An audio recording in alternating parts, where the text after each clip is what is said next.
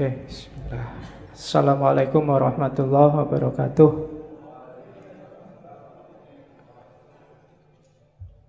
Bismillahirrahmanirrahim. Alhamdulillahirabbil alamin. Wa bihi nasta'inu ala umurid dunya waddin. Allahumma sholli wa sallim wa barik ala habibina wa syafi'ina Sayyidina wa maulana Muhammadin wa ala alihi wa ashabihi ajma'in. Amma ba'du.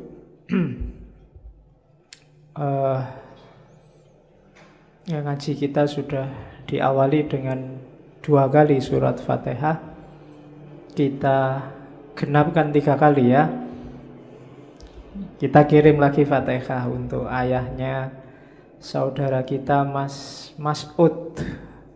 Mas'ud ini generasi paling awal dari ngaji filsafat, sampai hari ini paling setia. Oke, kita tambah sekali lagi Fatihah ya. Ala hadhihi niyah khususon ila abi akhina Mas'udi Rahman syai'ulillahi lahul Fatihah. A'udzubillahi minasyaitonirrajim. Bismillahirrahmanirrahim. Alhamdulillahi rabbil alamin. Arrahmanirrahim. Maliki yaumiddin. Iyyaka na'budu wa iyyaka nasta'in. Ihdinas siratal mustaqim. Siratal ladzina an'amta 'alaihim ghairil maghdubi 'alaihim waladdallin. Amin. Oke. Semoga amal baik beliau diterima oleh Allah, salah dan khilafnya diampuni. Baik, sekarang kita lanjutkan ke ngaji filsafat kita. Malam hari ini kita awali sesi pra-Ramadan. Jadi 1 bulan ke depan targetnya ngaji kita menyiapkan mental kita memasuki bulan Ramadan. Temanya adalah ibadah. Bahasa Inggrisnya ibadah itu religious service. Saya tidak tahu orang Inggris menyebutnya religious service. Kalau prayer itu kita sholat artinya doa. Tapi kalau ibadah, untuk semua jenis ibadah mereka menyebutnya religious service. Itu kalau bahasa Indonesianya layanan keagamaan. Bukan kok servis mobil atau servis motor. Pokoknya itu isinya semua ibadah. Malam ini kita coba mengunjungi beliau. Sudah lama saya ingin ngangkat beliau, cuma baru malam ini sempat. Syekh Abdul Qadir Jailani, sufi yang paling populer di Indonesia, di anak benua India khususnya. Mungkin teman-teman yang di kampung-kampung, mungkin juga sampai hari ini masih ada tradisi manakib atau manakiban. Manakiban itu membaca riwayat hidupnya beliau Syekh Abdul Qadir Jailani. Sebenarnya memang masuknya Syekh Abdul Qadir Jailani lewat thariqatnya, namanya thariqat Qadiriyah. Tapi uniknya di Indonesia itu manakiban itu tidak cuma untuk ahli thariqah Qadiriyah, biasanya di kampung-kampung oleh kiainya ya semua ikut. Pokoknya manakiban. Meskipun hari ini banyak yang nyinyir terhadap manakib. Ada yang bilang bid'ah lah, ada yang bilang banyak hurufatnya lah, macam-macam. Biarlah yang nyinyir dengan kenyinyirannya. Kalau dibantah ya mudah gegeran. Manakib itu kan dari akar kata mangkobah. Mangkobah itu cerita tentang kebaikan atau kesolehan seseorang.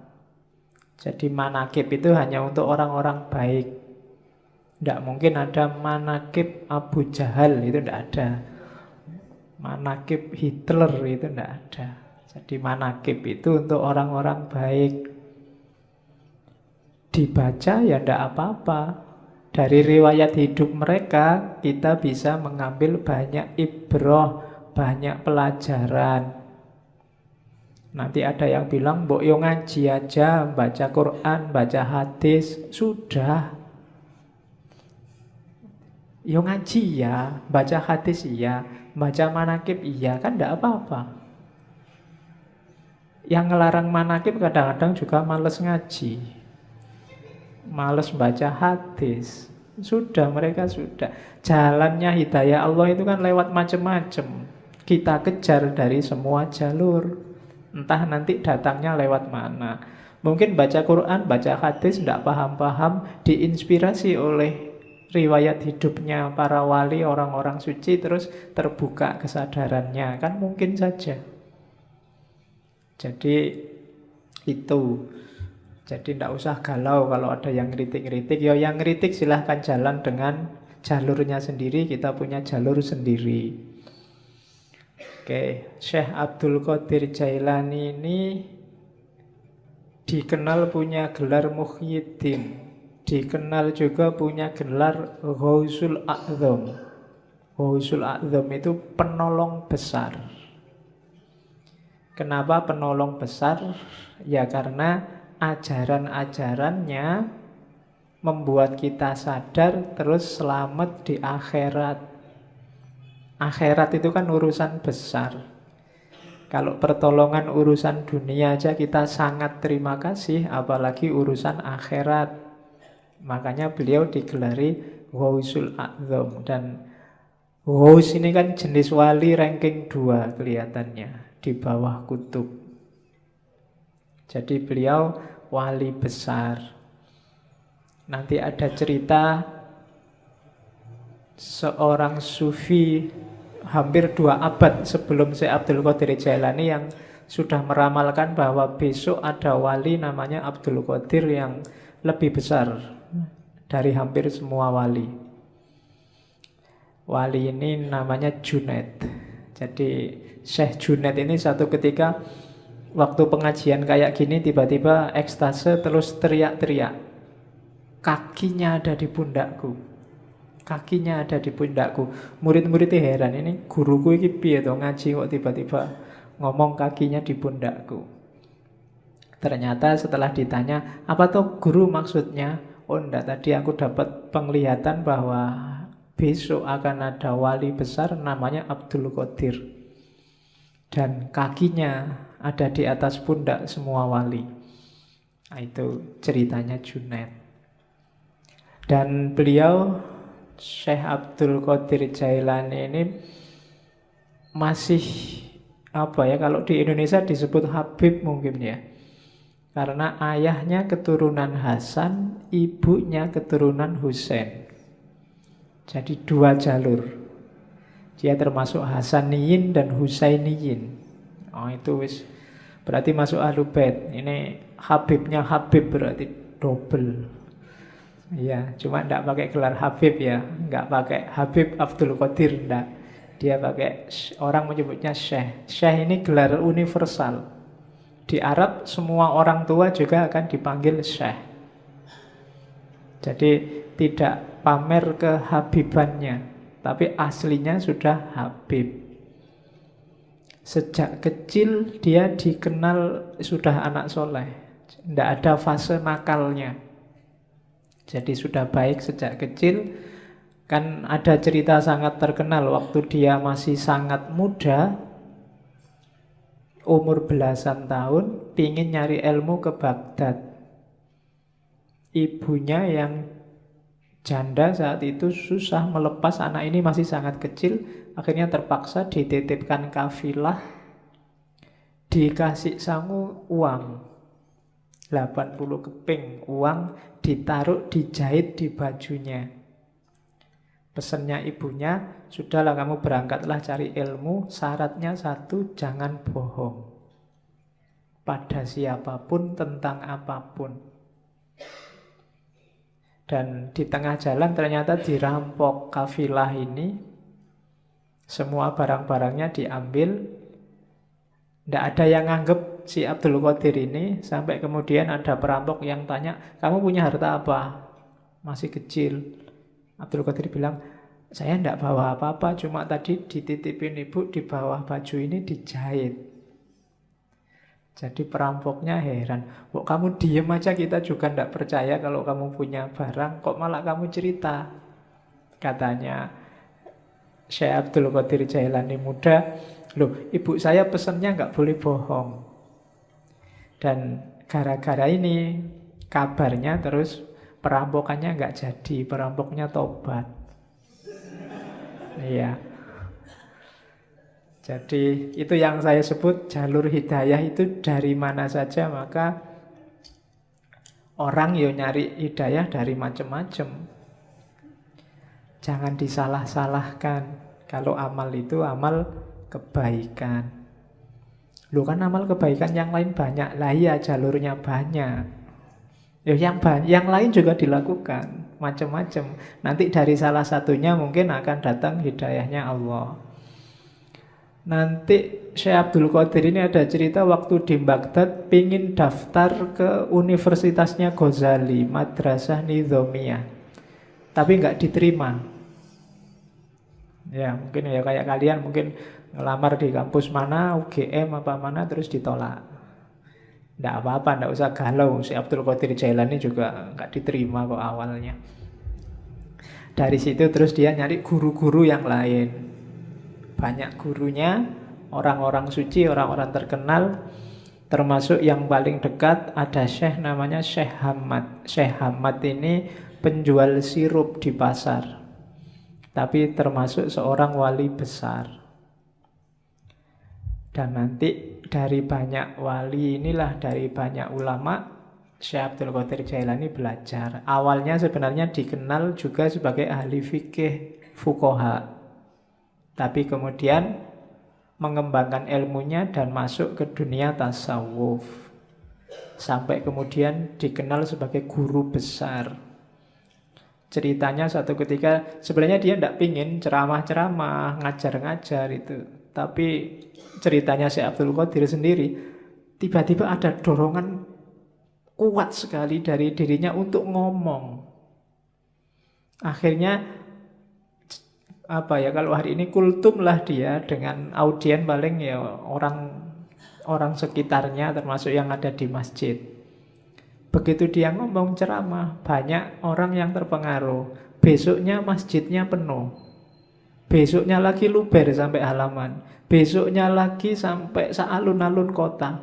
Besoknya lagi orang satu kota. Sampai ceritanya si Abdul Qadir kalau ceramah biar kelihatan naik ke menaranya masjid. Jadi ya karena audiennya orang Baghdad, orang soleh-soleh. Kalau di Indonesia ya susah. Kamu ceramah sampai capek ya yang datang ya paling berapa. Zaman itu. Dan beliau dikenal kemudian sebagai wali besar dengan segala cerita. Kalau di kitab-kitab manaqib itu kan banyak cerita-cerita karomahnya. Itu yang sering dikritik oleh orang yang tidak suka manaqib. Di situ banyak cerita yang tidak masuk akal. Ya jawabannya gampang lah, namanya aja karomah. Definisinya yang khawarikul adat mesti. Ya pasti tidak masuk akal. Kalau masuk akal namanya bukan karomah. Kalau tidak aneh ya namanya bukan karomah. Itu kan sebagai bukti antara lain untuk menguatkan kewaliannya. Sama kayak Nabi dengan mukjizat. Mukjizat ya pasti nggak masuk akal. Untuk Nabi namanya mukjizat, untuk wali namanya karomah. Jadi kalau ada orang mengkritik, di situ banyak peristiwa yang tidak masuk akal. Lah iya makanya namanya karomah. Kalau masuk akal namanya peristiwa biasa. Jadi itu tentang manaqib. Kapan-kapan kita ngomong cara menyikapi kisah-kisah luar biasa. Kalau dalam tradisi antropologi namanya mitos. Ya kadang-kadang dipahami secara harafiah kayak karomah tadi, kadang memahaminya harus secara simbolik, kadang memahaminya harus secara eksistensial. Cuma ini kapan-kapan menjelaskannya, karena frekuensinya beda. Malam ini frekuensinya frekuensi yang melampaui akal. Jadi kalau bahasanya Hussein Nasr namanya intelijensi. Intelijensi itu lebih dari sekedar akal dan panca indera. Dunia tasawuf itu tidak sekedar sampai akal. Kalau hanya sampai akal ya lahirnya kayak filsafat barat. Tapi melampaui itu. Melampaui itu bukan nggak pakai akal. Iya pakai akal tapi tidak sekedar akal. Alatnya tidak cuma akal. Intuisi juga main. Insting juga main. Naluri juga main. Teks juga main, nas juga main. Jadi lebih kompleks. Itu yang terjadi di dunia tasawuf. Kalau dunia fikih fokusnya hanya teks. Kalau dunia filsafat fokusnya kebanyakan akal. Tapi di tasawuf semua dipakai. Itu yang bikin tasawuf agak rumit kalau dikaji. Oke. Syekh Abdul Qadir Jailani ini sebenarnya hobinya memang ilmu dan suluk. Cuma karena mengikuti sunnah Rasul ya beliau nikah juga. Nikahnya umur 51 tahun. Ya. Cuma nikah umur 51 nanti beliau meninggalnya umur 90. Nikah umur 51 istrinya langsung 4. Iyalah, lo kan levelnya wali mesti banyak yang mau lah. Nikahnya 4 dan nanti beliau punya anak 49. 20 laki-laki dan sisanya perempuan. Ya tinggal kamu hitunglah rata-rata berapa satu istri. Oke, berarti kan produktif kan? Ilmunya produktif, tasawufnya produktif. Ya. Dan hampir semua putra-putrinya jadi orang-orang besar di dunia tasawuf. Beberapa kemarin keturunan ke-19 atau 17 itu diundang ke Indonesia. Yang saya ingat belakangan di waktu harlahnya Muslimat. Itu keturunan Syekh Abdul Qadir Jailani keberapa. Terus beberapa tahun sebelumnya juga ada. Banyak yang memang jadi orang besar. Makanya kiai-kiai kalau di Jawa itu banyak yang istrinya lebih dari satu. Logikanya apa? Orang-orang ini kan dianggap orang-orang berkualitas. Nah, orang-orang berkualitas ini diharapkan melahirkan generasi yang berkualitas juga. Maka jangan sampai anaknya cuma sedikit, eman-eman. Bahasanya orang Jawa kan yang bisa melahirkan macan kan hanya macan. Nah, orang-orang ini logikanya kayak macan. Jadi biar lahir banyak macan, anaknya harus banyak. Cuma untuk anaknya banyak kan ya istri satu mungkin agak berat, istrinya harus banyak juga. Nah, pakai alasan ini ya. Oke. Jadi kalau ada yang mau nikah lagi, saya ini tergolong macan loh. Iya, macan ompong. Oke. Jadi itu Syekh Abdul Qadir Jailani. Kitab-kitabnya yang paling terkenal 3, belum termasuk Sirrul Asror. Yang pertama Hunyah. Hunyah itu judul lengkapnya mungkin Al-Hunyatu fi Talibi Thoriqil Haqqi apa saya lupa. Tapi terkenalnya memang kitab Hunyah. Terus yang kedua Fathur Rabbani. Dan yang ketiga Futuhul Ghaib. Dan beberapa kitab-kitab kecil, risalah-risalah termasuk Sirrul Asror. Sirrul Asror ini tipis kitabnya, bisa di-download langsung yang bahasa Arab. Terjemahnya juga bisa di-download langsung, tapi saya sangat rekomendasi jangan pakai terjemahan. Terjemahan saya lihat online itu ada beberapa kelihatannya pakai bahasa Melayu, Malaysia. Bukan urusan bahasanya, cuma urutan apanya ya. Cara menerjemahkannya agak bulat, susah dipahami. Mending langsung bahasa Arabnya bagi yang ngerti bahasa Arab. Atau yang pingin terjemahannya, beli terjemahan yang resmi. Biasanya yang dicetak jadi buku dan dijual bebas itu lebih tertib. Karena banyak yang menerjemahkan sendiri, tidak karu-karuan terus diupload. Kalau pingin ngerti aslinya ya memang dari Arabnya. Kitab itu tipis, babnya ada 24. Di awal Syekh Abdul Qadir Jailani bilang kitab ini untuk murid-murid pemula. Jadi orang-orang pemula yang mau masuk ke dunia tasawuf. Babnya ada 24. Alasannya kalimat syahadat la ilaha illallah Muhammadur Rasulullah itu hurufnya ada 24. Dan 1 jam sehari juga ada 24 jam. Jadi saya akan nulis 24 bab dalam kitab yang nanti diberi judul Sirrul Asror. Ya malam ini kita cuplik beberapa, tidak semua ya. Kalau semuanya nggak mungkin. Saya ambil beberapa sesuai tema kita tentang ibadah. Jadi yang nanti hampir semua penjelasannya tentang ibadah nanti double 2. Ada ibadah lahir, ada ibadah batin. Ini terjemahan saya. Kalau di naskah aslinya ada ibadah syariah, ada ibadah thariqah. Dan saya tidak akan jelaskan yang ibadah syariah, kalian pasti sudah ngerti semua. Kita fokus ke yang ibadah batinnya, meskipun dua-duanya saling terkait. Nanti kita lihat dasar-dasarnya, kemudian kita lihat praksis ibadahnya. Oke, bismillah dimulai.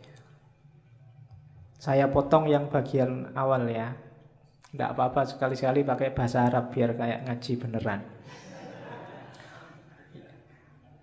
Jadi itu kalimat di bab awal, pembukaan. Sebenarnya sebelum itu ada beberapa uraian tentang cahaya.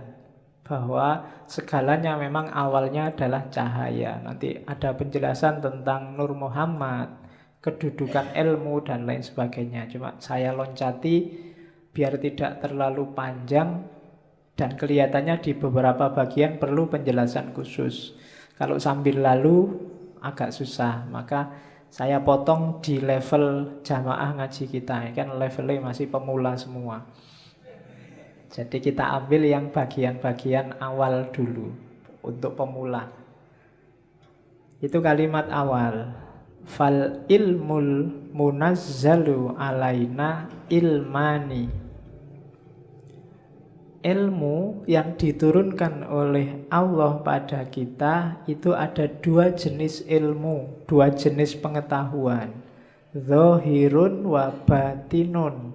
Ada ilmu lahir, ada ilmu batin.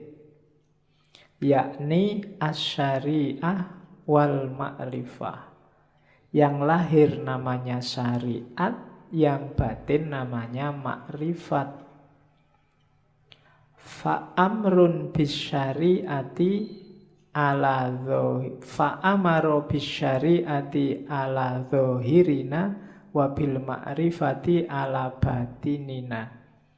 Maka Allah memerintahkan untuk melaksanakan syariat terhadap lahiriah kita, jasmaniyah kita, wa bil ma'rifah ala batinina, dan memerintahkan untuk makrifat pada batin kita. Lian taja min ijtima'ihima ilmul hakikoh, supaya lahir dari persatuan syariat dan makrifat, yaitu ilmul hakikoh, pengetahuan tentang hakikat. Jadi ilmu itu dua, syariat dan makrifat. Ilmu lahir dan ilmu batin. Yang syariah diperintahkan untuk lahir, yang makrifat diperintahkan untuk batin. Dua-duanya harus jalan. Jadi kalau ada orang bilang tasawuf itu anti syariat, berarti belum banyak membaca buku-buku tasawuf. Hampir semua sufi bilang makom itu, level dan suluk itu dimulai dari syariat.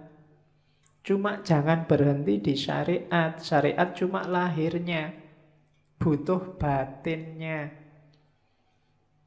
Beliau menyebutnya makrifat. Jadi nanti kita lihat contohnya banyak nanti. Bagaimana lahir sama batin. Hidup kita kan juga begitu. Lahirnya ini ngaji. Cuma kalau batinnya nggak beres, ngajimu nggak ada nilainya. Ngaji cuma pingin nonton santri yang putri-putri misalnya. Itu kan nggak dapat apa-apa. Mumpung kelihatannya sekarang banyak putrinya berangkat. Itu beda kan, hasilnya beda. Kalau batinnya nggak beres, lahirnya juga nggak bernilai. Tiap hari apel nganter, tapi di dalamnya nggak ada rasa apa-apa. Itu kan nggak ada nilainya nganternya sama apelnya. Nggak ada senengnya itu.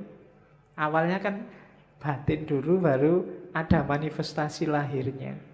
Apapun itu, kuliah, apalagi kerja, apalagi bahkan makan. Ini kan aspek-aspek lahiriah. Batinnya harus beres.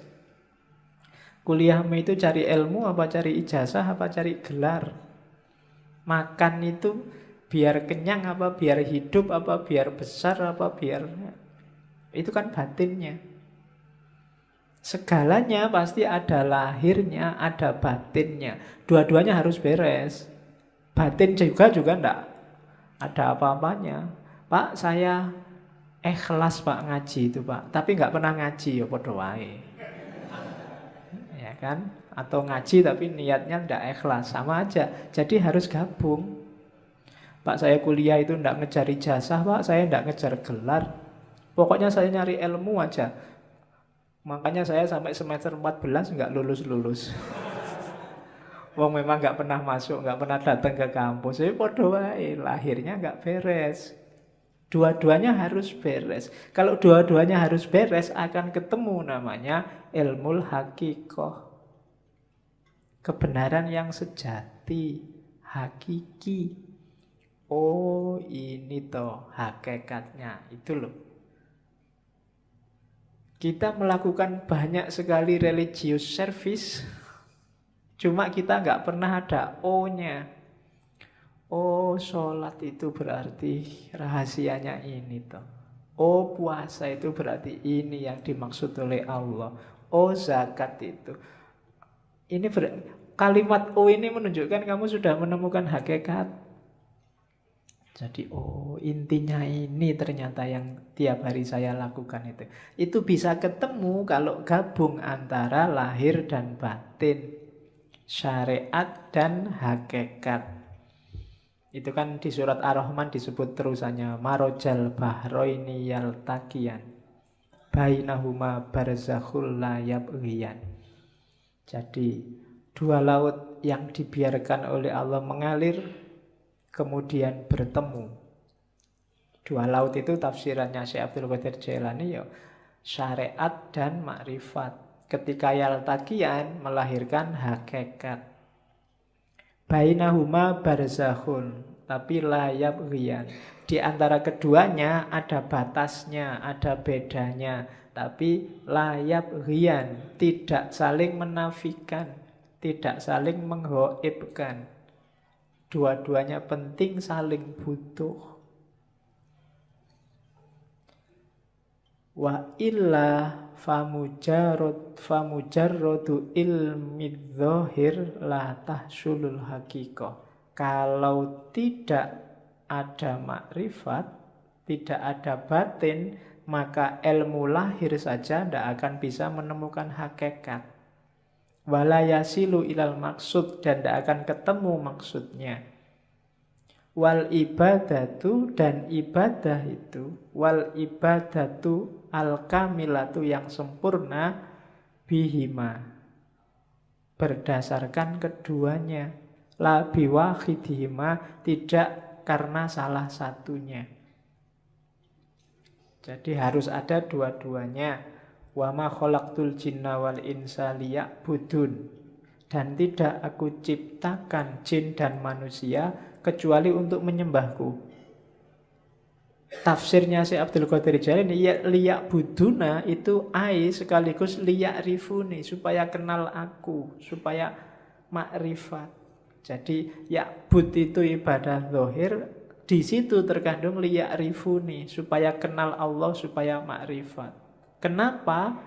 Ya, faman lam ya'rifhu kaifa ya'budhu.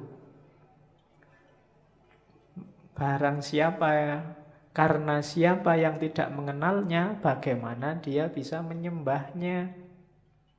Kita bisa ibadah. Ibadah itu kan melayani Allah, mengabdi pada Allah. Lah kalau kita tidak kenal Allah, tidak ada aspek makrifatnya, tidak ada aspek batinnya, gimana kita bisa melayani Allah, memenuhi permintaannya Allah?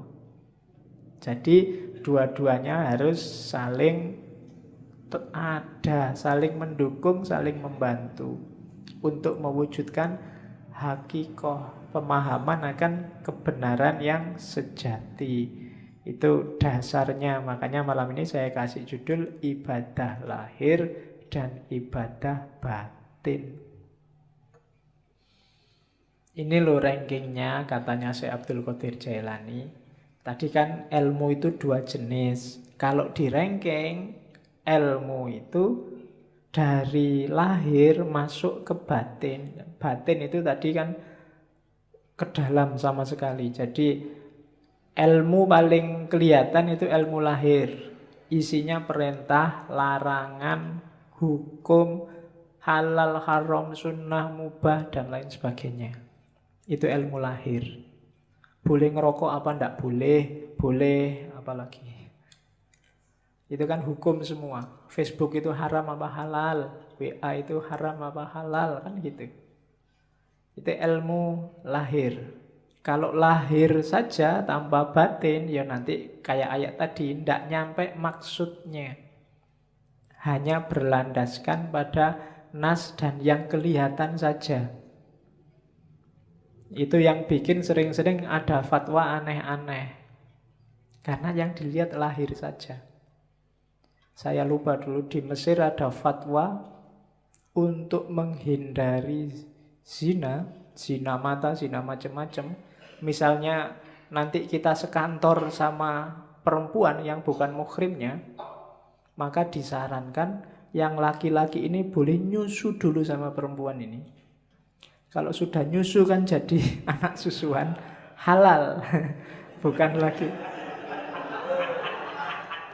Loh ada kan yang gitu loh. Dulu saya lupa Mesir apa mana itu, mufti yang fatwanya aneh.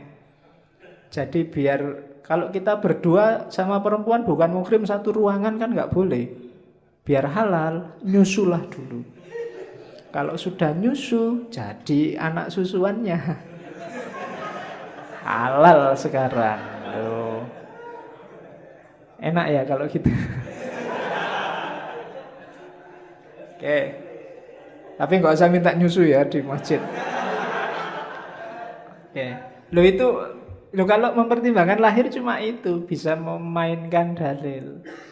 Untuk tidak begitu ya masuklah ke level yang lebih dalam, ilmu batin. Ilmu batin level paling bawah, level paling dangkal itu batinnya syariat, namanya thariqah. Di dalam thariqah ada yang lebih dalam, namanya makrifat. Di dalam makrifat ada yang lebih dalam, yaitu hakikat.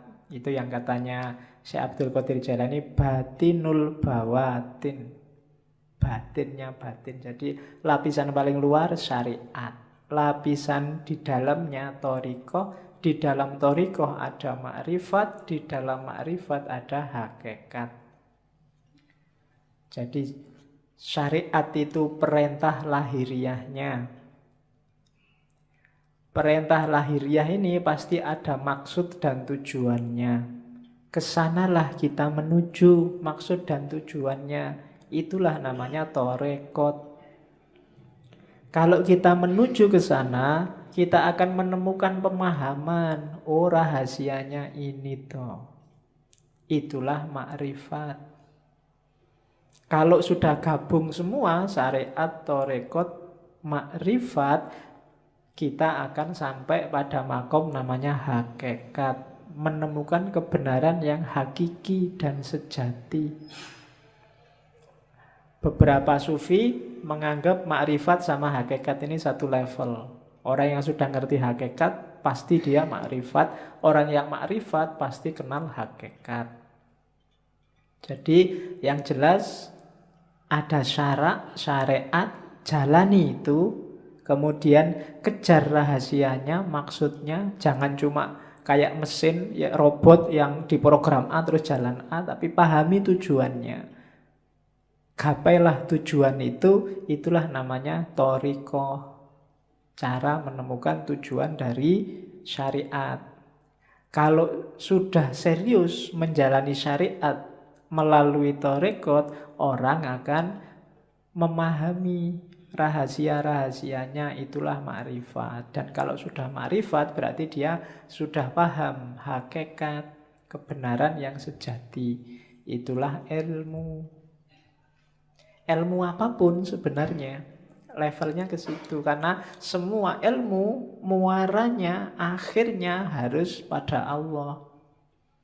Harus pada hakikat. Yang belajar fisika, matematika, biologi dan seterusnya harusnya membawa kepada Tuhan. Jadi ada level lahiriah ilmunya syariat, terus thariqahnya. Jadi ilmu ini yang bisa membawa ke Allah pakai jalan apa? Itu namanya thariqah.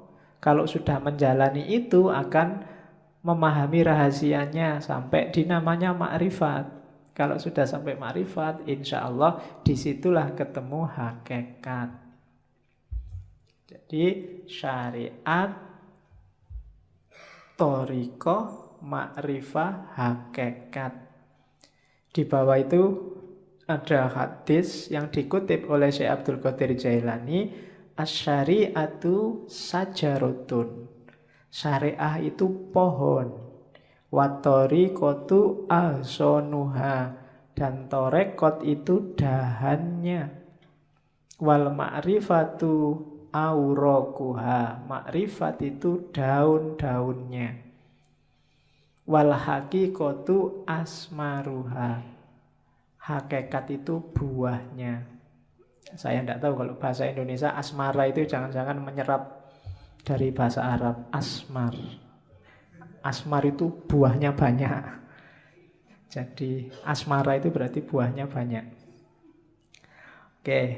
Wal Qur'anu jami'un, ya bi jami'iha, dan semua itu tentang syariat, thariqat, makrifat, hakikat itu dikompilasi oleh Allah dalam Al-Qur'an. Bi jami'iha, kita bisa menemukannya gimana? Bidalalah wal isyarah. Kalau bidalalah namanya tafsir, kalau wal isyarah namanya takwil. Ada yang bisa langsung dipahami, dijadikan dalil, namanya tafsir. Ada yang sifatnya isyarat, harus pakai takwil dulu, baru ketemu rahasianya. Jadi ada ilmu lahir, ada ilmu batin, kemudian ada level dan rankingnya ilmu. Diawali syariat, terus thariqat, terus makrifat, terus hakikat. Oke, sekarang kita lihat permis-permisnya. Berarti apa? Berarti ibadah itu dari syariat menuju hakikat. Berarti tugas kita di dunia itu yang pertama belajar tentang syariat, kemudian menjalani syariat, kemudian belajar tentang hakikat dan memahami hakikat, kemudian menjalankan hakikat lewat thariqah tadi. Jadi dari syariat menuju hakikat. Jangan khawatir kalau ada yang ngomong sufi tidak sholat, sufi tidak puasa, itu hoax kalau hari ini. Ya, itu hoax. Oke, itu saya potong beberapa kalimat yang bagus. Perbuatan yang baik mestilah dilakukan dengan cara yang benar. Kalimat ini bisa dipakai karena sekarang banyak orang yang melakukan perbuatan baik dengan cara yang tidak baik. Mengingatkan tapi menyakiti. Nah, itu melakukan perbuatan baik. Mengingatkan kan baik, tapi dengan cara yang tidak baik. Ngasih sedekah tapi pakai caci maki. Nah, itu juga perbuatan baik, ngasih sedekah. Jalannya bukan caci maki. Ngasih tahu tapi bentak-bentak. Nah, itu banyak kita sering melakukan perbuatan baik tapi jalannya tidak baik. Ada juga yang kedua, berhati-hatilah dalam beramal agar amalan itu bukan untuk dipertontonkan atau diperdengarkan pada orang lain. Semua dilakukan karena Allah, hanya nyari ridhonya. Banyak sekarang orang yang pamer. Dan alhamdulillah media massa hari ini, medsos hari ini tuh mendukung kita untuk pamer. Ya kan? Ngapain dikit aja diposting, difoto. Baru nraktir temen nih, difoto jazz. Terus semua ngasih jempol. Ya enggak tahu sih, mungkin mamerkan itu ya motifnya juga mungkin bukan pamer, tapi ya wujudnya pamer itu. Untuk dipertontonkan atau diperdengarkan. Diperdengarkan itu ya kadang sok-sok kita kan cerita, kok kemarin nggak masuk. Wah, mohon maaf ya Pak, saya itu banyak acara Pak, hari kemarin itu saya diundang ke sana kemarin. Ya itu memperdengarkan, mempertontonkan atau memperdengarkan bahwa kamu orang baik, bahwa kamu orang hebat, bahwa kamu melakukan hal-hal yang terpuji dan seterusnya. Hati-hati katanya Syekh Abdul Qadir Jailani, nilai amalmu bisa rusak. Jadi hati-hatilah. Ya memang kita wajib melakukan kebaikan, cuma jangan sampai sudah capek-capek berbuat baik tidak ada nilainya, karena ujungnya hanya pamer.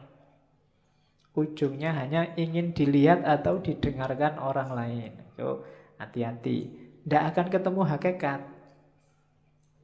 Syariatnya benar nolong orang, tapi ya karena dipamer-pamerkan, mungkin hasilnya ya cuma dipuji orang. Hakikat amalnya hilang. Jadi berbuat baik itu dari syariat menuju hakikat, kemudian pakai thariqat yang baik, dan motifnya harus ikhlas. Ikhlas itu hendak mempertimbangkan efeknya.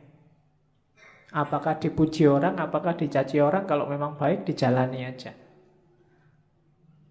Nah itu rumusnya yang pertama untuk ibadah. Rumus kedua, untuk amalan kita bernilai, kita harus mau namanya tafakkur. Kenapa? Yo, kita itu manusia, sok-sok keliru, sok-sok salah, kadang-kadang tidak pas. Biar pas apa? Ya sering-sering kita renungi perbuatan kita sendiri. Tadi aku ngaji ngapain ya, niatnya apa, yang dilakukan apa. Di kampus tadi ngapain aja ya seharian. Padahal aku punya tugas apa, atau cuma ngobrol aja di kampus berjam-jam. Kemudian itu namanya tafakur. Kalau malam sempatkan untuk tafakur, katanya si Abdul Qadir Jailani. Orang yang tidak pernah tafakur itu tidak akan naik level. Kamu diceramai tiap hari, itu tidak ada gunanya kalau isinya ceramah tidak nyambung sama hidupmu sehari-hari. Untuk bisa nyambung apa? Tafakur. Tafakur itu kayak sistem itu mencocokkan kompatibilitasnya biar nyambung. Untuk hidupmu, misalnya tadi nasihatnya Syekh Abdul Qadir Jailani, jangan amal untuk pamer. Nah, itu kan kamu nyocokkan sama hidupmu. Kira-kira selama ini aku pernah pamer enggak ya? Pamer di mana ya? Motifnya memang pamer atau sebenarnya itu bukan pamer? Itu cuma tahadus bin nikmah. Wah, misalnya kamu kan sering begitu. Menceritakan kenikmatan, atau itu cuma alibi aja, janjinya ya pamer. Atau loh, itu namanya tafakur. Kamu mikir dirimu sendiri, peduli amat orang komentar apa, tapi sebenarnya itu. Nah, itu tafakur namanya. Dan orang berilmu yang suka tafakur ini kan nilainya di banyak hadis disebut lebih tinggi daripada ibadah. Di situ kalau di Syekh Abdul Qadir Jailani ada 3 jenis tafakur. Yang pertama apa? Merenungi sesuatu dan mencari sebabnya, mencari bagian-bagiannya sampai kemudian ketemu Allah. Aku bisa begini itu karena siapa ya?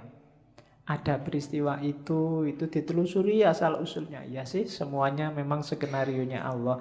Tafakur yang semacam ini kayak ibadah 1 tahun, katanya Syekh Abdul Qadir Jailani. Yang kedua, merenungi perbuatannya, terus mencari akarnya. Dayaku dari mana, apa saja yang aku lakukan, cocok apa enggak sama kehendaknya Allah, dan seterusnya. Nah, merenung semacam ini nilainya lebih dari 70 tahun ibadah. Padahal umur kita berapa tahun? Paling 70 tahun pas, itu kayak seumur hidup ibadah terus. Yang ketiga, merenungi hikmah kebijaksanaan ilahi dalam segala hal, bahwa apapun yang ditetapkan oleh Allah, di situ ada ilmu, ada pelajaran, ada kebaikan. Jadi renungi segala peristiwa dan temukan hikmahnya. Ini bernilai lebih dari 1000 tahun ibadah. Cuma ya jangan dihitung besarannya ya, karena kamu itu sering pakai kalkulator. Iya, wah sudah 70 tahun ibadah toh Pak. Santai Pak, berarti aku bisa ngapain aja sekarang. Kan aku sudah tafakur, kan mesti gitu. Itu sebenarnya itu simbolik, isyarat dari Syekh Abdul Qadir Jailani bahwa itu loh besarnya pahala orang tafakur. Ada yang biasa, ada yang super, ada yang istimewa kayak martabak itu. Jadi ada yang level biasa pahalanya 70, ada yang pahalanya 1 tahun, ada yang pahalanya 100 dan 1000, malahan itu 1000 tahun loh. Itu tafakur, maksudnya keutamaannya. Jangan dihitung matematikanya. Itu nanti jangan-jangan kamu korupsi, Pak. Saya korupsi 1 juta. Yang 1 juta ini tak sodakohkan 100.000, kan nanti dapat pahala 70.000 lipat. 70.000 kali 100.000, nah hasilnya kan lumayan 70 juta. Dosanya sama pahalanya kan nanti menang pahalanya Pak, berarti impas kita Pak kan. Ya, itu namanya matematika. Itu yang bikin kadang-kadang para koruptor itu habis korupsi terus umroh. Ya kan? Sebelum korupsi umroh, setelah korupsi umroh. Kenapa? Karena perbuatan di antara 2 umroh ini diampuni 100%. Ya itu kamu sedang main matematika sama Gusti Allah. Emangnya Gusti Allah ndeso, ndak ngerti kalau mbok abusi. Jadi itu tafakur dasarnya. Jadi ibadah, ya kamu jangan, Pak saya sudah bisa sholat kok Pak. Enggak, harus tafakur lagi. Sholatku sudah bener apa enggak. Kualitas sholatku zaman aliyah sama sekarang kira-kira semakin naik apa semakin drastis turunnya. Nah itu kan tafakur yang bisa. Ya dulu saya sholat itu lama loh, sekarang kok bisa cepet ya. Oh itu tafakur yang bisa. Kamu mikir, ini gara-gara aku semakin pinter, apa gara-gara cepet itu waktuku mepet, sibuk terus, apa gara-gara itu tafakur. Kadang-kadang kan memang semakin pinter orang, sholatnya semakin cepet. Ilmunya banyak masalahnya. Dia ngerti sela-selanya mana yang cuma sunnah, mana yang mubah, mana yang wajib. Karena sholat itu kalau diambil wajib-wajibnya saja, paling takbiratul ihram, Fatihah, ruku, bahkan bacaannya aja kan sunnah. Yang penting ruku, terus sujud, cepat. Jadi nggak sampai 2 menit, 4 rakaat selesai. Wong apalagi diambil wajib. Apalagi Fatihahmu kan sering agak di-skip gitu kan. Tambah cepat ini. Ya kayak kamu nyetel video itu, di fast forward, ada yang level 2, level 3 tambah cepet gitu. Untuk memperbaiki yang gini-gini ini kita butuh tafakur. Orang yang tidak mau menafakuri dirinya, kualitas hidupnya tidak akan naik. Yo gitu-gitu aja terus. Maka tafakur penting. Jadi rumus kedua sebelum ibadah, kita harus menetapi tafakur. Yang ketiga, fokusnya ibadah apa? Cinta ilahiyah.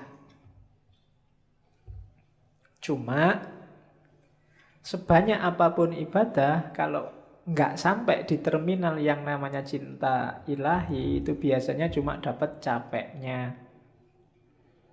Untuk cinta ilahi apa? Rumusnya katanya, yo pelan-pelan katanya si Abdul Qadir Jailani. Yo ndak ujuk-ujuk kamu terus jadi wali terus dapat karomah gitu, ndak iso. Jadi pelan-pelan. Yang pertama apa? Diperangi dulu nafsu hewaninya. Nafsu hewaninya itu biasanya nafsu yang sebabnya kita sendiri, hasrat, keinginan dan seterusnya. Rakus, tidur berlebihan, malas, itu musuh paling besar dalam dirimu. Kalahkan ini dulu.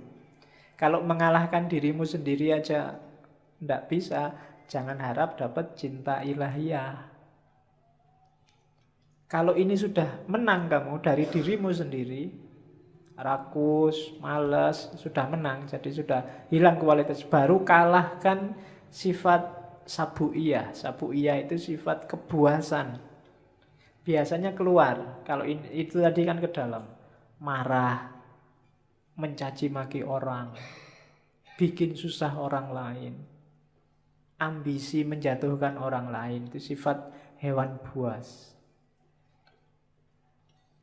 Kalahkan juga yang ini. Cuma ini nggak akan bisa dikalahkan kalau sebelum diri kita sendiri kalah. Kita taklukkan, kita kuasai. Jadi rakus, tidur, males, taklukkan itu. Setelah itu taklukkan yang hubungannya sama di luar dirimu.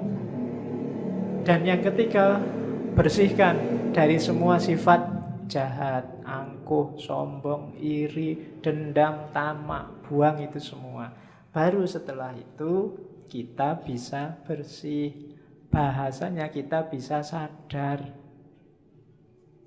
Sebelum itu semua kalah, kita tidak akan sadar bahwa kita itu keliru, kita itu salah, kita itu juga berdosa.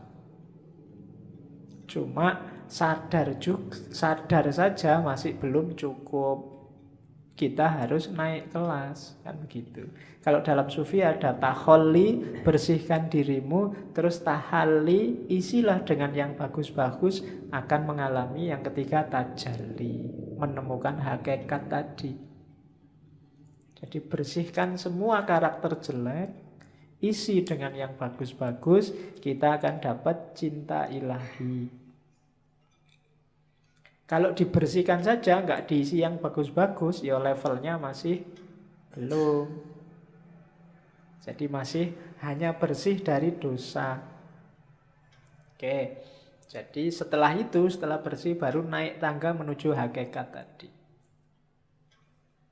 Dari situ akan dapat namanya cinta ilahiyah. Cinta ilahiyah itu kita jatuh cinta pada Allah dan Allah juga jatuh cinta pada kita. Saling mencintai. Hari ini masih belum. Hanya Allah saja yang jatuh cinta pada kita. Kita belum mencintai Allah. Berpuluh-puluh tahun kita jual mahal sama Allah. Padahal apa-apa yang ngasih Allah. Itu kan kayak kamu pacaran, sudah ditraktir tiap hari, diantar jemput tiap hari, masih aja jual mahal. Itu kurangnya apa Allah sama kita belum masih cinta sama dia belum. Padahal kita tiap hari minta, berdoa itu kan minta sama Allah. Tapi disuruh membersihkan diri nggak mau. Alamatnya kita memang belum jatuh cinta sama Allah. Jadi kasihan Allah bertepuk sebelah tangan cintanya. Karena kamu cuekin dia. Untung Allah itu cintanya sejati sama kita. Jadi ndak mutung, ndak patah hati, terus kamu ditinggal, ndak. Kamu ditunggu sampai kamu jatuh cinta padanya. Ya, cuma kamunya jual mahal. Saya ndak tahu kapan kamu sadar bahwa terlalu mahal kamu menjualnya. Sama Allah. Turunkan dikit lah harganya. Oke, ya kan? Apel sehari 5 kali. Itu pun waktu apel kamu cuek. Bayangkan loh, kalau kamu punya pacar terus pacarmu apel tapi pacarmu cuek. Diajak ngomong tapi pikirannya kemana, lihat kemana-mana, tidak fokus sama yang diajak ngomong, itu kan tidak enak. Dan tiap hari Allah kamu gituin. Waktu kamu sholat pikiranmu kemana-mana, tidak merasa sedang berhadapan dengan dia. Itu kalau manusia biasa sudah nangis-nangis itu. Sudah minta putuskan saja aku sedikit. Cuma Allah enggak, karena Allah sangat sayang pada kita, Rahman dan Rahim. Maka ini tipsnya dari Syekh Abdul Qadir Jailani. Terus setelah itu rumusnya apa? Untuk ibadah wujudkan tasawuf, untuk menggarap batinnya. Ini juga ada di Sirul Asror. Tasawuf itu apa? Tasawuf itu kan dari 4 huruf. Ta, sod, wawu, sama fa. Taknya itu taubat, perbaikan diri di level apapun, awalnya harus taubat. Taubat itu menyesali kesalahan yang lama, kemudian membangun diri dengan perbuatan-perbuatan yang baik. Itu taubat, harus taubat dulu. Kalau merasa benar terus, orang yang selalu merasa benar, itu biasanya berat kalau disuruh taubat. Dia merasa sudah full, wis apik, wis bener, ndak mungkin salah aku. Berarti wong sudah merasa paling benar, ya ndak mungkin taubat sudah. Maka katanya Syekh Abdul Qadir Jailani, levelnya pertama, mau melakukan apapun yang baik, syaratnya harus taubat. Bersihkan diri dulu. Karena ibaratnya kayak air. Kalau campur sama kotor, hasilnya mesti kotor. Entah airnya dulu apa kotorannya dulu. Seperti apapun situasinya, maka harus bersih. Air kotor diisi apapun, ya statusnya tetap kotor. Dia harus dibersihkan dulu. Maka taubat yang pertama-tama. Setelah itu sofa. Sofa itu kesucian, ketentraman, kebahagiaan. Syaratnya untuk sofa, syaratnya untuk suci adalah, untuk tenang adalah, untuk tentram adalah bebas dari keterikatan dunia. Yang bikin kamu hari ini cemas, sumpek, galau, ndak konsentrasi, ndak bisa jatuh cinta sama Allah, hidupmu ndak jelas ke utara ke selatan, pasti urusan dunia. Begitu dunia kamu letakkan di ranking bawah, hidupmu mungkin lebih santai, lebih tentram, lebih tenang. Cuma kenapa kok kamu gampang galau, gampang cemas hari ini? Kemungkinan besar dunia levelnya atas dalam hidupmu. Jadi yang kedua, sofa.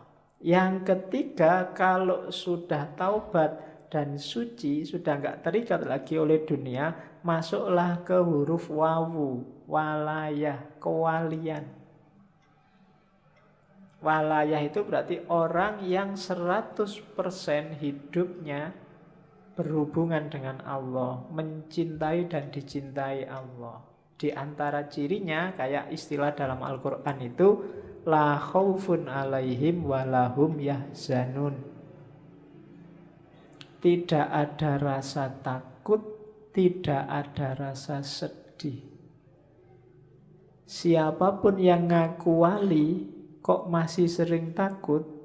Takut miskin, takut kalah, takut jatuh, takut macam-macam, berarti dia bukan wali. Wali itu tidak takut apapun. Wong cuma dunia aja kok. Kalah tidak masalah, menang juga tidak kaget. Dia tidak takut apapun. Sukses alhamdulillah, tidak sukses biasa. Nah, itu berarti stabil. Itu wali, walaya. Apalagi sedih, tidak ada yang bikin dia sedih. Segalanya sudah skenario dari Allah. Itu berarti orang yang semacam ini sudah memasuki walaya. Kalau sudah tobat, sofa, walaya, terakhir dia masuk ke fana. Fana itu, kalau tadi kan dunia nggak dianggap penting. Ketika masuk fana, bahkan dirinya sendiri juga nggak penting. Yang penting hanya Allah. Kalau ngomong itu representasi dari keinginan Allah. Kalau melakukan sesuatu itu bukan keinginannya, bukan keinginanku, tapi keinginan Allah. Meninggalkan sesuatu bukan mauku, tapi maunya Allah. Itu berarti orang sudah fana. Egonya sudah dibakar habis. Hanya Allah yang jadi fokusnya. Jadi siapapun yang cita-citanya jadi sufi, paling tidak ikuti huruf-huruf tasawuf. Tak, sod, wawu, dan fa. Taubat, sofa, suci, kemudian walayah, wilayah, masuklah dalam perlindungan Allah, wilayah, dan fana. Nah, itu ibadah harus membawa ke sini.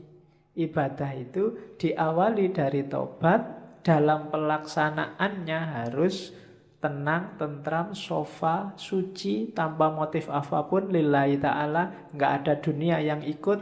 Kemudian yang ketiga, wilayah, pasrah 100% pada Allah, baru mencapai fana. Itu batinnya ibadah harus ada ini. Jadi setelah tadi menuju cinta ilahi, selanjutnya mewujudkan tasawuf. Kemudian ibadah juga penting untuk menemukan cahaya. Tadi saya bilang di awal-awal banyak dibahas tentang cahaya Nur Muhammad, hakikat Muhammadiyah.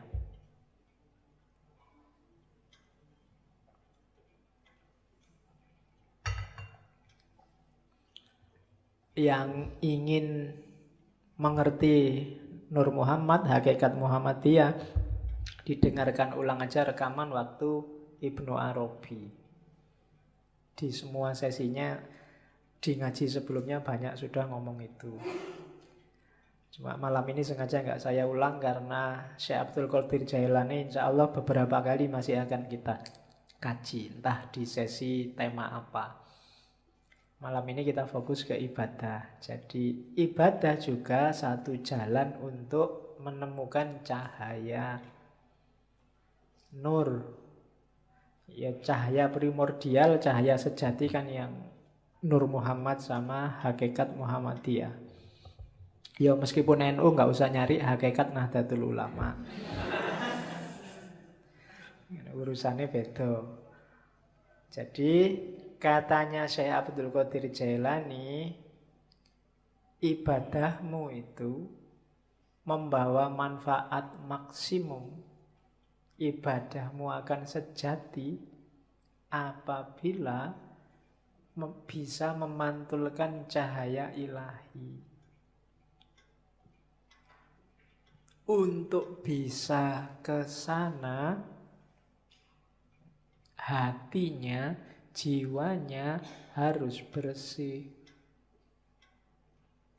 Sholatmu itu akan banyak manfaatnya kalau hatimu jernih, memantulkan mau dan maksudnya sholat yang sejati. Kenapa selama ini ibadah kita rasanya kok formalitas, tidak ngefek sama sekali dengan kehidupan kita, karena kita ada dalam kegelapan. Orang yang gelap itu kan tidak kelihatan apa-apa.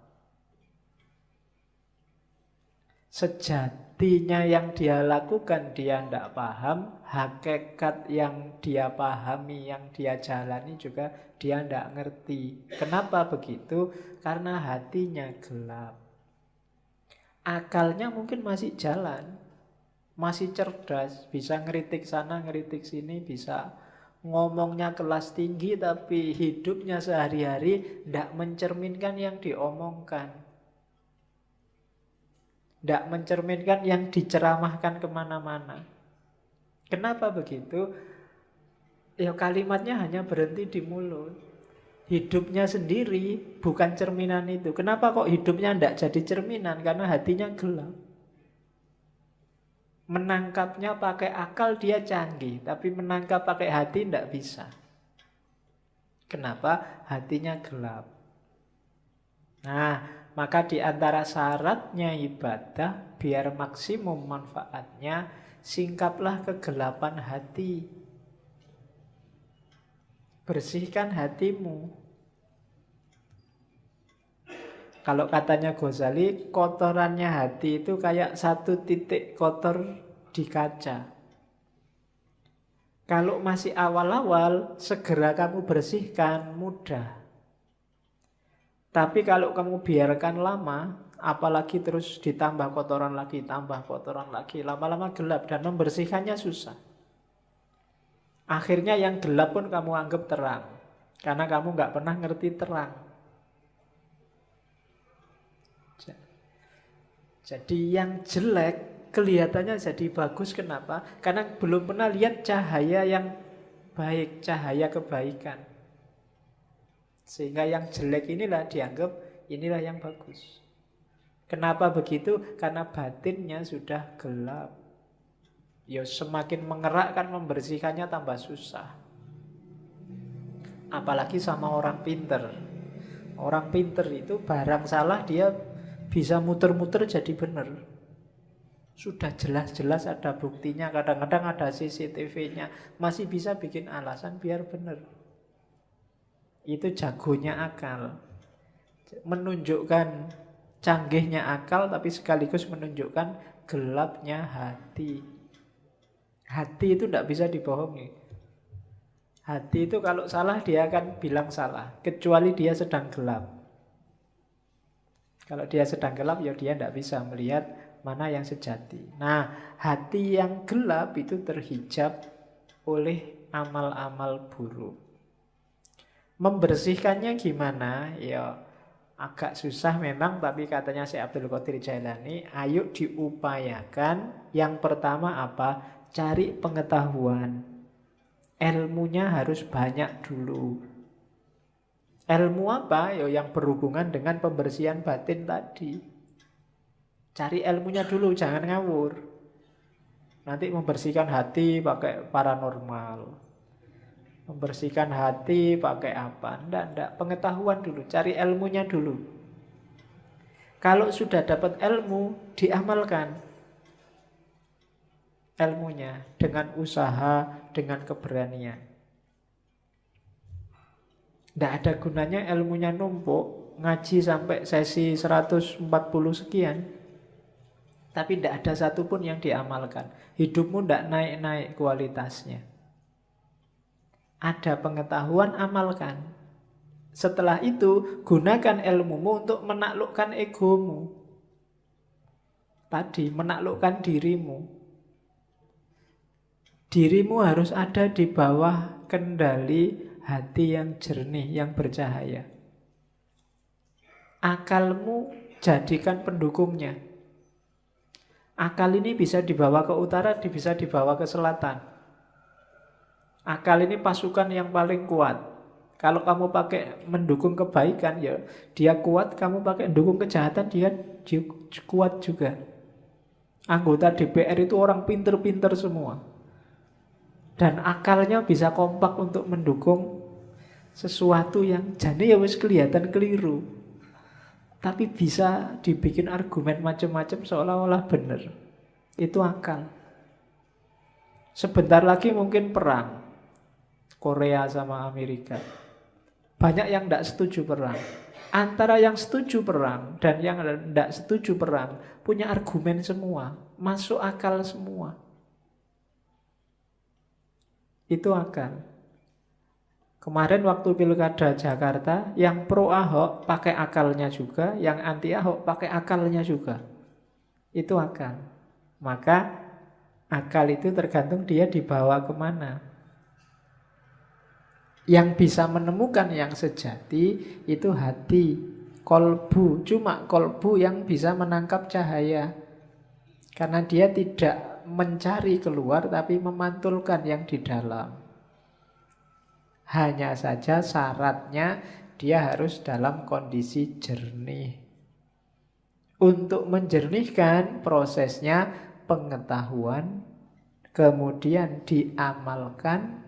Untuk selanjutnya kuasai dirimu biar nggak dikuasai oleh egomu. Nah ini rumusnya. Ini kalau diceramahkan gampang. Enteng dong, cuma ngomong aja kan enak. Menjalankannya yang berat. Dan gak usah dianggap saya ngomong kayak gini terus wah Pak Faiz berarti sudah gitu. Wah, lambemu. Ya, yo kalau ngomong gini ini rumusnya kan tetap usikum wa nafsi. Yo ngandani diriku sendiri juga. Oke, kalau saya sudah bisa gini aku tadi wali, nggak mau ngaji di sini. Oke, terus kalau sudah jadi wali tema ngajinya nggak mungkin lagi ketemu Karl Marx, nggak mungkin lagi ketemu Nietzsche. Terus, nah godaannya sekarang. Ini yang paling menarik, godaan. Oke ya. Yang pertama, orang yang berilmu, bukan ilmu agama ya, ilmu lahir, itu biasanya godaannya adalah alam materi, dunia. Orang yang ilmunya level syariat itu godaannya keduniaan biasanya. Istrinya nambah atau kekayaannya double atau ngaji pakai tarif atau macam-macam. Ini godaannya orang berilmu yang ilmunya masih syariah. Syariah ilmu ya, bukan syariah fakultas. Jadi syariat ilmu lahiriah tadi itu biasanya digoda oleh materi.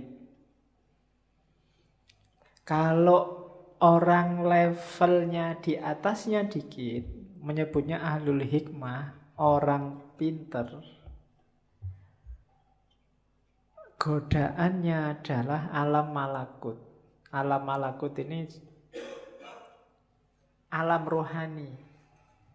Nikmatnya ilmu, nikmatnya yang gitu-gitu biasanya sering menjebak.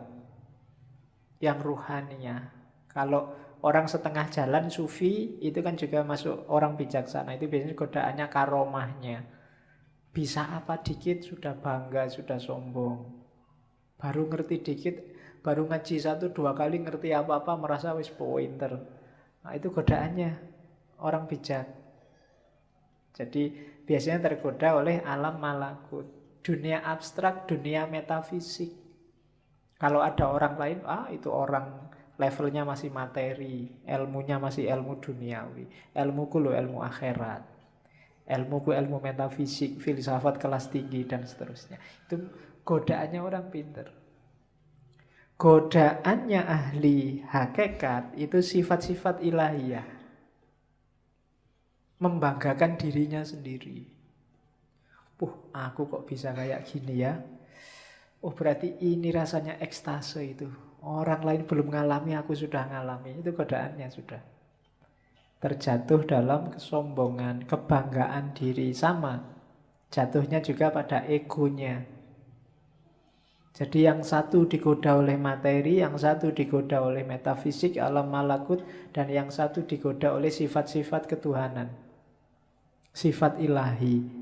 Jadi orang baik terus kagum. Kok bisa ya aku sedermawan ini? Itu penyakit sudah. Nggak nyangka loh aku bisa sholat malam rutin sekarang.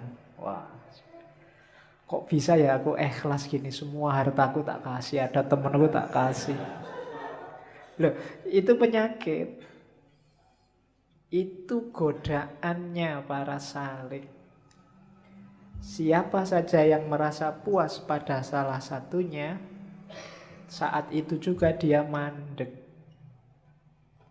Mandek itu apa? Ya berhenti di situ dia. Yang syariah, orang berilmu berhenti di materi. Para pejalan kaki, para filosof ahli hikmah berhenti di alam malakut. Dan ahli hakikat yang sudah puncak berhenti di alam sifat-sifatnya ilahi. Semuanya belum nyampe. Berhenti di sana. Tidak bisa meneruskan langkah. Maka hati-hati dengan jebakan-jebakan ini. Kalau kita sedang di tengah jalan sekarang, hati-hati. Saya tidak tahu kita ada di level mana. Jangan-jangan level yang paling bawah juga belum. Godaannya lebih dahsyat lagi. Berilmu aja belum, itu sudah godaan macam-macam. Semuanya hampir jadi godaannya. Ya kan? Jadi hati-hati para pejalan, itu godaanmu. Kalau kamu tergoda, berarti kamu mandek. Tidak mendekat lagi sama Allah. Berhenti di situ. Baru melakukan suluk sebentar terus merasa, wah, Allah itu selalu nolong aku. Ada apa-apa dikit, selamat aku. Ada polisi mau razia itu loh. Selamat, tak bacain sholawat aja, polisinya nggak lihat aku. Ya kan? Sering kan kayak gitu kamu. Itu godaan, itu jebakan. Biasanya orang yang sudah merasa, wah Allah itu berarti masih sayang padaku, jadi aku selamat terus, berarti dia mandek. Bandingkan dengan orang belum. Saya ragu-ragu ini, Allah sayang bener apa enggak ya padaku. Jangan-jangan aku selamat dari polisi ini ujian. Wong aku itu jelas-jelas salah loh. Kok sama Allah dibiarin gak ada hukuman, gak dicegat polisi. Nah, itu orang yang waspada. Ya biarkan toh ketangkep polisi paling bayar. Bayar itu kan punya uang. Kalau gak punya uang kan ya sudah. Paling sidang. Sidang kan juga ada hukuman. Hukuman kan ya tergantung. Wong orang bayar itu kan kalau punya uang. Kalau tidak punya uang kan ya sudah nggak bisa bayar. Oke, paling utang. Nanti di penjara Pak. Makan gratis lumayan. Oke, itu godaannya para pejalan. Terus, jadi ini godaan yang besar biasanya. Banyak orang terjebak juga di sini. Berlindung di balik takdir. Sudah takdirnya Pak. Mbok sampean itu sekali-sekali lah sholat duha, sholat tahajud, nunggu hidayah Pak. Kalau Allah belum ngasih hidayah ya belum. Itu namanya berlindung di balik takdir. Wah ya memang waktunya Pak. Kok sampean nggak lulus-lulus Mas? Sudah semester 14. Ayo berarti takdirnya Pak. Itu berlindung di balik takdir. Katanya Syekh Abdul Qadir Jailani tidak boleh berlindung di balik takdir. Berlindung di balik takdir itu kan bahasa kasarnya mengkambing hitamkan Allah. Seolah-olah Allah pingin kamu nggak lulus-lulus. Seolah-olah Allah pingin kamu males sholat. Seolah-olah Allah pingin kamu kacau hidupmu. Itu namanya berlindung di balik takdir. Sama-sama dapat takdir jelek, katanya Syekh Abdul Qadir Jailani. Coba lihat bedanya antara iblis sama Adam. Dua-duanya dapat takdir jelek. Yang satu dijadikan musuhnya manusia sampai hari kiamat, yang satu diturunkan derajatnya dari surga ke bumi. Kalau iblis, itu ceritanya Syekh Abdul Qadir Jailani. Waktu ditanya, kenapa sih kok nggak mau sujud pada Adam yang bikin Allah murka? Katanya iblis, itu kan takdirnya Allah.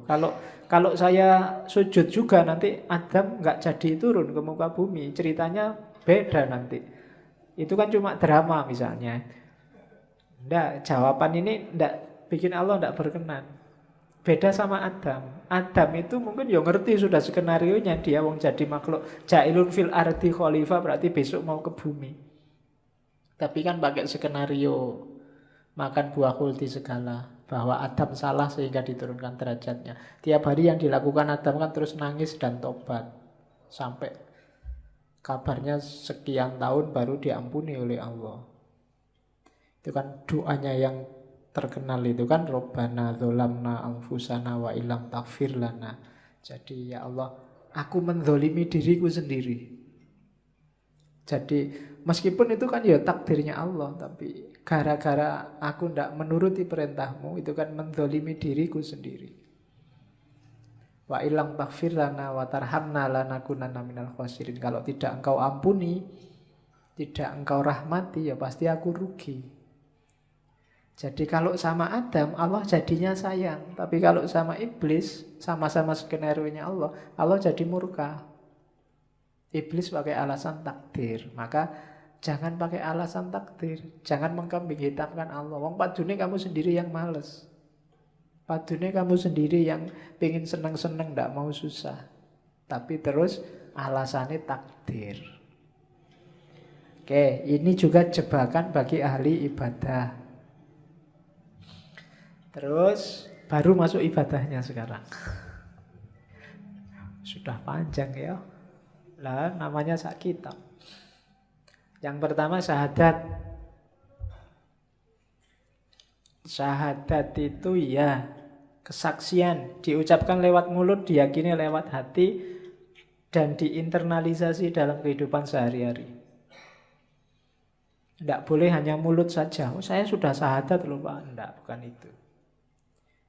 Kalau ada orang diskusi, wah kamu sudah kafir, sekarang harus syahadat lagi. Itu syahadat mulut itu namanya.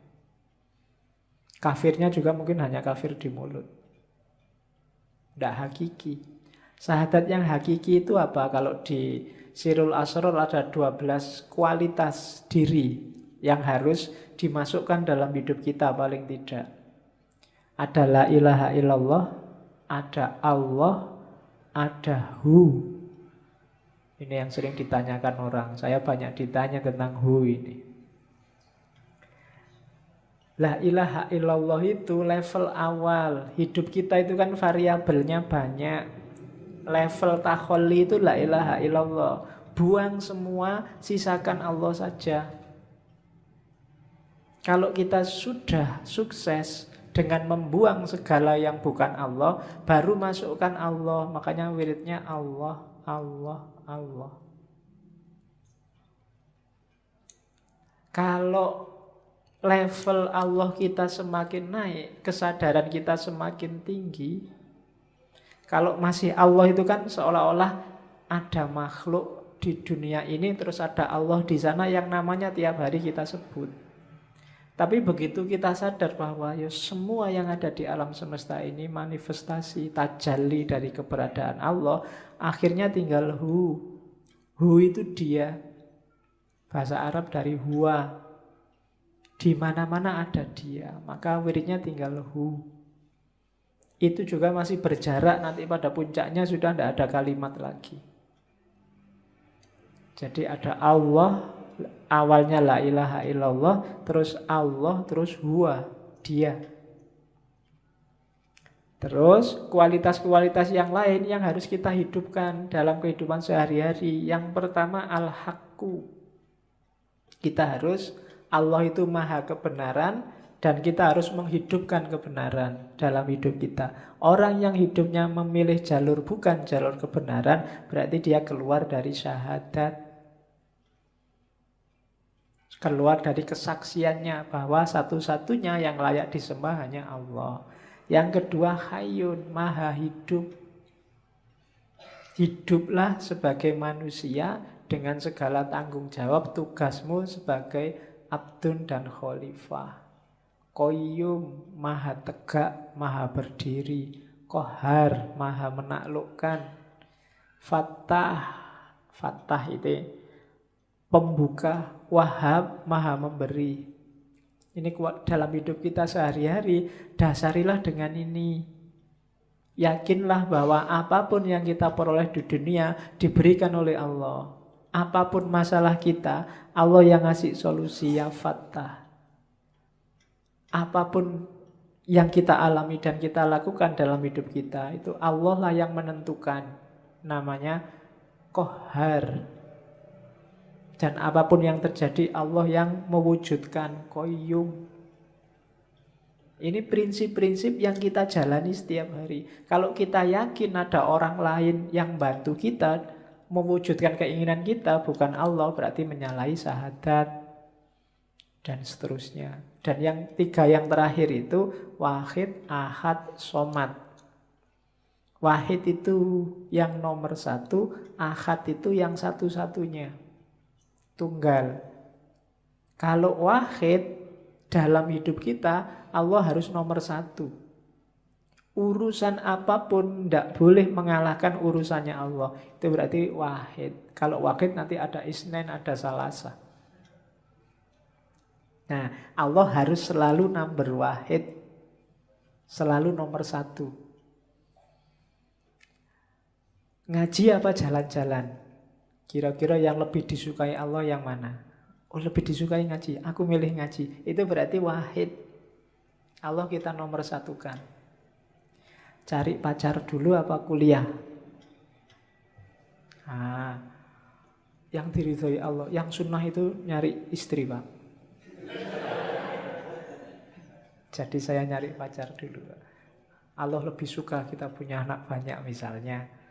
Pokoknya cari prinsip yang menomorsatukan Allah dalam hidup. Yang kedua ahad. Kalau ahad itu ya Allah lah satu-satunya. Selama ini kita mendefinisikan tauhid itu Allah yang ahad, ya, yang maha esa, yang tunggal. Cuma dalam prakteknya yang membuktikan bahwa kita yakin Allah ahad itu Allah yang wahid. Ketika Allah kita nomorsatukan dalam hidup kita.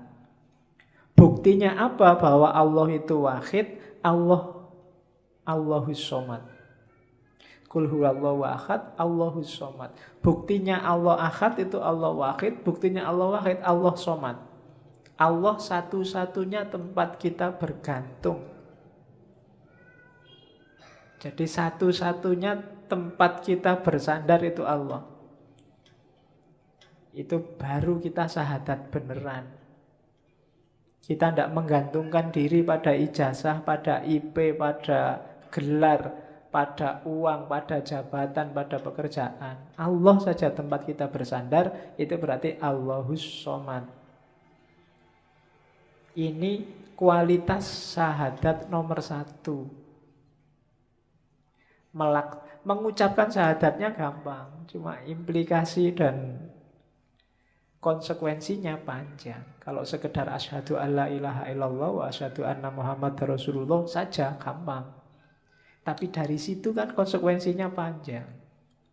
Jadi diucapkan lewat mulut tapi juga diinternalisasi dalam hati, diwujudkan nanti dalam perbuatan.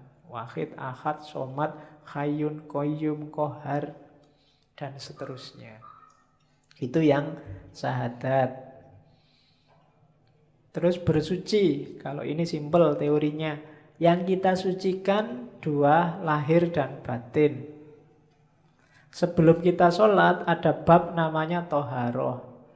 Ingatlah kalau kita sedang wudhu toharoh itu yang disucikan lahir. Sucikan juga batinmu. Siapa tahu masih najis, siapa tahu masih kotor.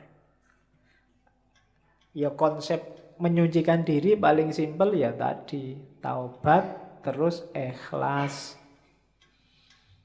Cuma prosesnya panjang. Kadang-kadang untuk penyucian batin orang butuh guru. Jangan disucikan sendiri pakai teori sendiri. Nanti kamu ngarang sendiri, Pak. Saya pokoknya ambil nafas 3 kali aja, Pak. Berarti sudah bersih. Semua kotor-kotor dalam diriku itu ngarang berarti. Ada baiknya nyari guru yang kamu anggap ngerti. Gimana caranya membersihkan diri, menyucikan batin. Jadi selama ini kita hati-hati sekali biar zahir kita suci. Mau sholat, jangan-jangan celanaku ini kotor, kena najis, terus ganti sarung. Jangan-jangan kan kita sering begitu. Ya bagus, cuma pernah nggak kita khawatir hati-hati dengan kesucian batin. Mau sholat dulu, batinku sudah suci belum ya? Jangan-jangan masih ada hasud, dengki, iri, cuek, dan seterusnya. Itu menyucikan batin. Jadi jalannya 2, taubat sama ikhlas. Makanya sholat itu ya diancang-ancang sebentar lah, jangan ujuk-ujuk. Apalagi jamaah, imamnya sudah mau rukuk, datangnya telat, ujuk-ujuk langsung sholat. Ya ambil nafas sebentar, konsentrasi, bersihkan. Kalau lahir kan sudah, bersihkan batinnya. Sadari bahwa ini sedang berhadapan dengan Allah loh. Ya ndak usah tegang. Tapi juga kalau bahasa agama itu kan sholat itu rumusnya 2. Khudu' sama khusyuk. Khudu' itu aktivitas fisiknya, khusyuk itu aktivitas batinnya. Jadi khudu' itu tunjukkanlah bahwa ini sedang sholat, sedang berhadapan dengan Allah. Jangan bikin gerakan aneh-aneh, jangan mengucapkan yang aneh-aneh. Itu yang oleh para ahli fikih dirumuskan macam-macam. Ada yang tidak boleh gerak 3 kali, tidak boleh macam-macam, itu sudah. Itu dari para ahli fikih. Intinya apa? Fisiknya harus khudu', tunduk. Menunjukkan sedang berhadapan dengan Allah. Ya mungkin logikanya kalau sudah gerak 3 kali, berarti sudah nggak konsen sudah. Cuma ya nggak harus diartikan letter luck, nanti bingung. Kadang-kadang digigit nyamuk, cek, terus kamu pun 1, 2, 3. Wih, sudah 3. Bingung kamu ini. Ini saya balik ke sini 4, gagal sholatnya. Tapi kalau nggak balik gimana? Masa gini terus? Oh, itu namanya kaku. Ya khudu lah sementing. Ya gerak langsung gini kan nggak apa-apa. Asal geraknya nggak gini-gini dulu, apa gini-gini dulu. Ya. Ternyata nggak apa-apa, harus 3 gini-gini dulu ya enggak. Itu namanya nggak khudu. Jadi asal khudu sama khusyuk. Oke, itu untuk penyucian. Nah ini yang unik. Minggu depan kita perdalam versi Jawanya. Sholat. Ya nanti dijelaskan panjang tentang sholat 5 waktu ya. Dalilnya Syekh Abdul Qadir Jailani, sholat itu ada 2 jenis. Sholat lahir sama sholat batin atau sholat kolbu. Dalilnya apa? Al-Baqarah 238. Hafidhu ala sholawati was sholatil wusto. Sholawati itu sholat 5 waktu itu. Kalau sholat wusto itu sholatnya kalbu. Kenapa disebut sholat wusto? Karena kalbu itu letaknya di tengah-tengah tubuh kita. Dan kalau kita sholat fisiknya, kalbunya harus sholat. Karena ada hadisnya Nabi itu, la sholata illa bihuduril kolbi. Ya meskipun dalam prakteknya susah, kita kadang sholat itu pikirannya melayang kemana, kolbunya juga ikut kemana. Nah, padahal nilainya sholat ketika kolbunya hadir. Dan sholat itu kan berhadapan sama Allah, namanya munajat. Munajat itu bahasa gaulnya curhat. Ketemu, curhat, ngobrol sama Allah. Dan pasti tidak lewat mulut. Curhat kita sama Allah itu pakai hati. Makanya ada wassolatul wusto. dan ada sholat kolbu. Nah, dirumuskan oleh Syekh Abdul Qadir Jailani, kalau sholat wajib yang lahir itu cuma 5. Sholat kolbu inilah yang anytime, yang harus kita bawa tidak hanya waktu sholat, tapi di luar sholat. Kolbu kita yang tadi waktu sholat hadir juga harus sholat di luar waktu sholat. Sholatnya apa sih kolbu kita itu? Ini loh. Jadi sholat kolbu itu tidak ada waktunya, terus-terusan. Ini yang sholat tanha anil fasya' wal mungkar, itu sholat kalbu. Biar sholatnya tidak fisik saja, dilakukan terus-terusan. Yo, simbolisnya masjidnya itu hati. Harus berjamaah. Berjamaah itu apa? Seluruh anggota tubuh, seluruh batin harus ikut. Kemudian imamnya apa? Ketundukan pada Allah. Kiblatnya apa? Ya Allah yang ada di mana-mana. Jadi kalau sholat wajib yang 5 waktu, simbolisnya sama semua ngadep kiblat. Tapi sholat kolbu ini karena di mana-mana ada Allah, ya segala aktivitas kita, saya ngaji ngadep ke timur, kamu ngadep ke barat, ada yang ngadep ke utara, ada yang ngadep ke selatan. Kalau ini dalam rangka tunduk pada perintahnya Allah, itulah sholat kolbu. Wajahnya Allah ada di mana-mana. Jadi hidup yang selalu mempertimbangkan apa keinginannya Allah, apa yang dimaui Allah. Itulah sholat kolbu. Prinsipnya apa? Katanya Syekh Abdul Qadir Jailani, iyyaka na'budu wa iyyaka nasta'in. Sehari-hari hidup kita bawalah iyyaka na'budu wa iyyaka nasta'in. Hanya padamu ya Allah aku tunduk, aku menyembah, dan hanya padamu aku minta tolong. Jadi meskipun keluar dari masjid, sudah selesai sholat wajibnya, kolbunya harus tetap sholat. Tetap iyyaka na'budu wa iyyaka nasta'in. Inilah nanti kualitas sholat yang bisa tanha anil fasya wal mungkar. Jadi kalau kalian heran, Pak, ini ada orang sholat wajibnya rajin, tiap hari ke masjid, 5 waktu nggak pernah telat, tapi kok masih mau korupsi ya? Masih mau menyakiti orang lain ya? Kata-katanya masih menyakiti hati orang lain. Nah, itu yang sholat baru fisiknya, kalbunya belum sholat. Katanya Syekh Abdul Qadir Jailani, ya harus sholat kolbu. Tidak hanya di masjid, tapi setiap detik kehidupannya isinya adalah sholat. Itulah nanti yang disebut sholat batin. Zakat sekarang, namanya aja ibadah. Ada zakat batin. Zakat batin itu yang jelas menyucikan harta dan diri. Jadi zakat itu kalau istilah di kitab itu sedekah yang indah. Diingat-ingat kalau zakat jangan mikir balasan. Kalau sedekah jangan mikir balasan. Yang jelas mikir balasan itu menunjukkan tidak ikhlas. Saya sedekah sekian, tenang aja, nanti kembalinya. Itu berarti mikir balasan. Itu namanya sedang dagang sama Allah. Mana uangnya? Semua sini. Kita sedekahkan. Tunggu aja, besok akan kembali berkali-kali lipat. Nah, itu mikir kembalian. Apalagi kembalian yang lebih banyak daripada yang dibayarkan. Itu namanya dagang. Jadi rumus pertama orang zakat, jangan mikir kembalian. Terus rumus kedua apa? Zakat ini satu, termasuk sedekah, satu jalan untuk menaklukkan ego. Orang itu biasanya sama miliknya itu melekat. Duekku, milikku.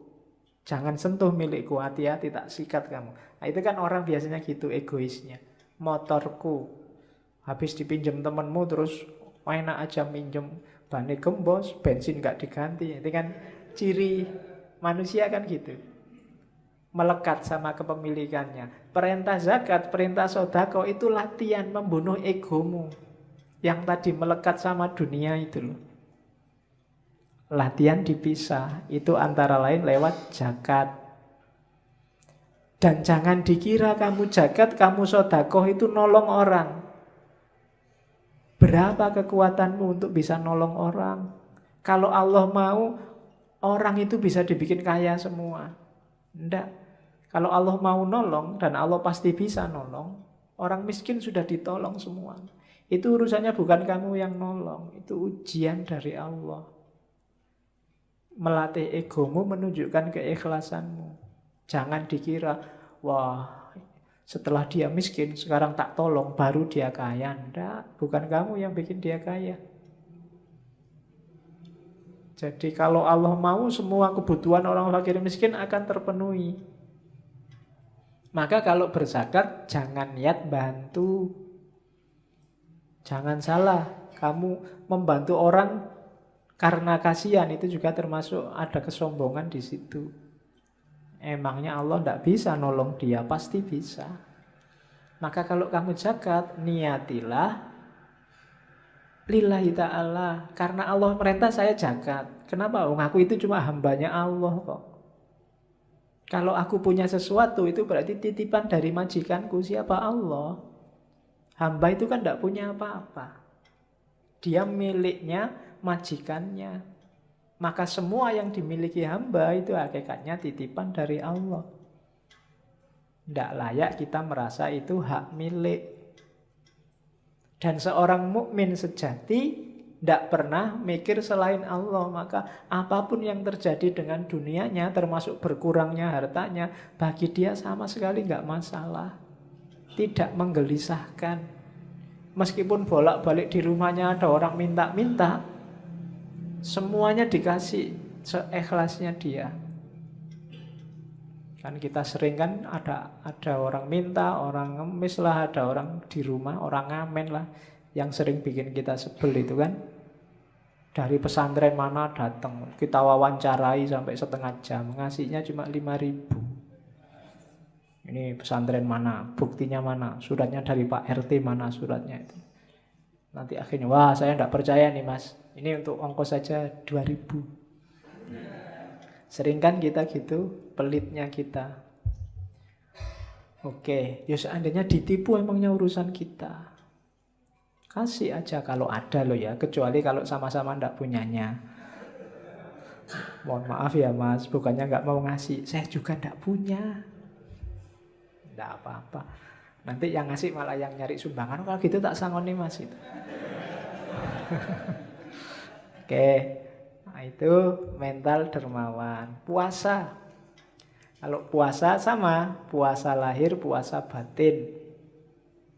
Puasa batin itu kemampuan kita mengendalikan sendiri full time. Kalau puasa lahir kan yang wajib 1 bulan Ramadan.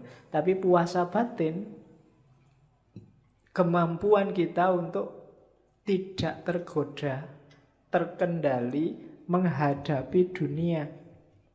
Satu-satunya orientasi kita hanya Allah.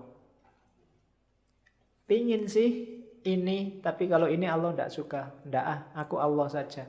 Pingin sih itu, tapi kalau kayak gitu Allah tidak suka. Tidak Allah saja. Itulah puasa batin. Kalau puasa batin, anytime.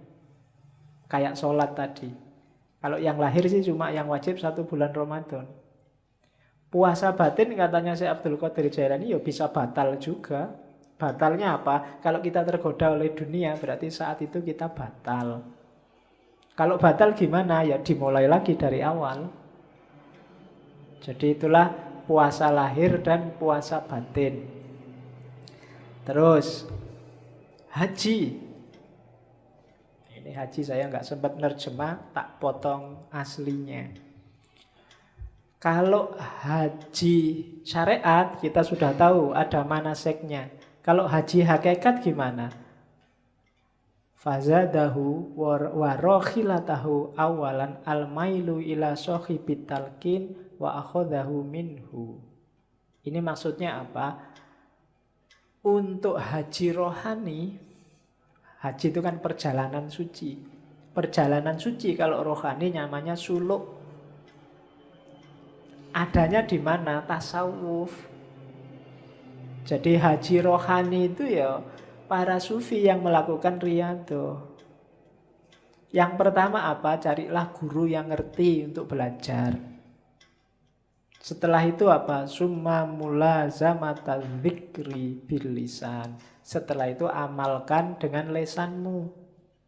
Setelah itu wa mulahadzatu maknahu. Perhatikan maknanya hatta tahsila hayatal qalbi lahu. Zikir dengan lesan, perhatikan maknanya, karena zikir ini bisa menghidupkan kolbu. Kalau kolbu sudah hidup dengan zikir lesan, summa yastahilu bi dzikril batin. Batinmu akan zikir juga. Hatta yusaffihi mulazamata asma'is sifat. Sampai kemudian batinmu yang tiap hari zikir itu menemukan nama-nama, menemukan tajallinya Tuhan. Fatadhura ka'batas sir. Sehingga tampaklah Ka'bahnya yang hakiki, Ka'batas sir, Ka'bah rahasia. Ka'bah rahasia itu apa? Batinmu, hatimu. Bi anwaris sifat. Dengan cahaya sifat-sifat Allah. Dan itu ada ayatnya. Allah itu kan ketika nyuruh Ibrahim sama Ismail untuk bangun Ka'bah kan pertama-tama disuruh mensucikan batin. Wa ahidna ila Ibrahima wa Ismaila antohiro baitiya litta'ifina. Jadi bukan bangun tapi menyucikan. Menyucikan Ka'bah. Ka'bah yang di mana? Di dalam dirimu. Makanya dulu Syekh Hamzah Fansuri berjalan kemana-mana sampai Mekah, sampai Thailand, sampai nyari Ka'bah, nyari Tuhan. Di dalam Ka'bah pun tidak ketemu. Ketemunya di dalam hati. Itu Ka'bah itu sir. Tawaflah di sana.